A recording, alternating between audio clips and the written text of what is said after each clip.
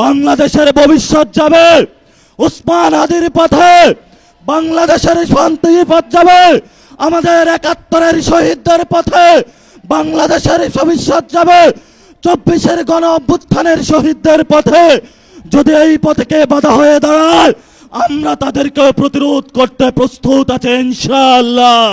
মাননীয় প্রধানমন্ত্রী তার চিরচারিত অভ্যাস হাওয়া ভবনের ভাই বেড়াদেরকে নিয়ে এসেছে, কাউকে দুদুকে বসিয়েছে, কাউকে বাংলাদেশ ব্যাংকে বসিয়েছে, কাউকে বিচারালয়ে বসিয়েছে, কাউকে হলো পুলিশ প্রশাসনে বসিয়েছে, কাউকে হলো পার্লামেন্টে নিজে মুখ বন্ধ করে তাকে হলো তার গ্রিন কার্ড দিয়ে বলেছে তুমি যা ইচ্ছা বাংলাদেশের মানুষের সাথে গাদ্দারি করতে পারো, তোমাকে আমি গ্রিন কার্ড দিয়ে দিলাম।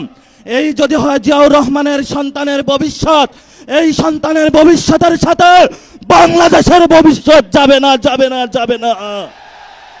বাংলাদেশের ভবিষ্যৎ যাবে উসমান হাদির পথে, বাংলাদেশের শান্তির পথ যাবে আমাদের ৭১-এর শহীদদের পথে, বাংলাদেশের ভবিষ্যৎ যাবে ২৪-এর গণ অভ্যুত্থানের শহীদদের পথে। যদি এই পথকে বাধা হয়ে দাঁড়ায়, আমরা তাদেরকে প্রতিরোধ করতে প্রস্তুত আছে ইনশাআল্লাহ। আমরা সেই দিন শাহবাগে দাঁড়িয়েছিলাম, সরকারকে আলটিমেট দিয়েছিলাম আমরা কালকে কাউরন বাজার যাচ্ছি, এর পরের দিন ফার্মগেট যাচ্ছি, এর পরের দিন গণভবন যাচ্ছি। সরকার কর্ণপাত করে নাই। আজকে আমরা পল্টন মোড়ে দাঁড়িয়েছি। আপনাদের জানাশোনা থাকার কথা, ইলেকশনের পরে আমাদের ১১ দলীয় জোটের প্রথম প্রোগ্রাম বাইতুল মোকাররমে হয়েছিল। আজকে আমরা আরেকটু এগিয়ে সেখানে প্রোগ্রাম করেছি।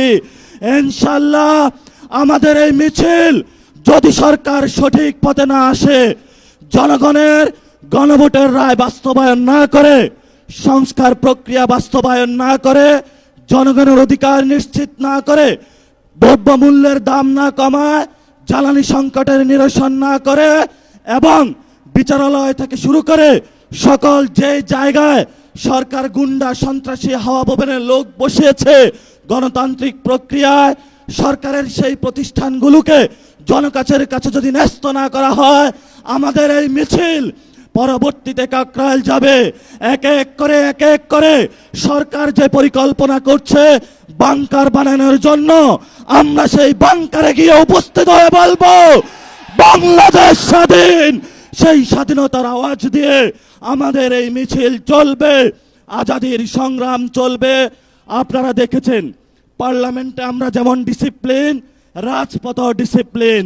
সরকারের প্রশাসনের ভাইদেরকে বলবো আমরা এখানে ডিসিপ্লিন কায়দায় আছি, ভবিষ্যতেও থাকবো।